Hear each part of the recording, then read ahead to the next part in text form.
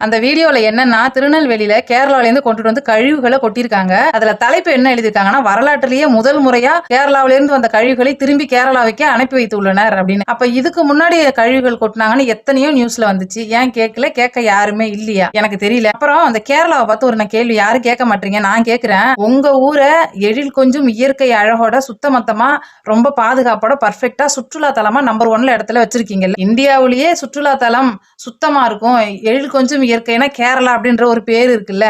ஆனா நீங்க அழகா வச்சிருக்கீங்கல்ல, ஆனா உங்க குப்பையை கொண்டாந்து எங்க தமிழ்நாட்டுல கொட்டுறீங்க நீங்க. உங்களுக்கு மனசாட்சி இல்ல? 6 அறிவு இல்லையா? சட்டம் தெரியும்ல? உங்க வீட்டு குப்பையை நீங்க எதுல அதை சுத்தம் பண்ணணும்? எதுக்கு எடுத்துட்டு வந்து பக்கத்து மாநிலத்துல கொட்டுறீங்க? செக் போஸ்ட்ல எவ்வளவு செக் பண்றீங்க? எங்க ஊர்ல கொட்டிட்டு உள்ள வரும்போது 1008 ரூல்ஸ் அண்ட் ரெகுலேஷன் செக் போஸ்ட்ல செக் பண்றீங்கல்ல. ப்ராப்பரா இருக்கணும்னா எல்லாத்துலயும் ப்ராப்பரா இருக்கணும். உங்க ஊரை சுத்தமா வச்சுக்க, உங்க குப்பையில உள்ள அசுத்தத்தெல்லாம் நாங்க சுவாசிக்கணும், நாங்க நோய் வந்து நாங்க சாகணும், நீங்க ஆரோக்கியமா இருக்கணுமா? இதுல மனித நேயம் எங்க இருக்கு?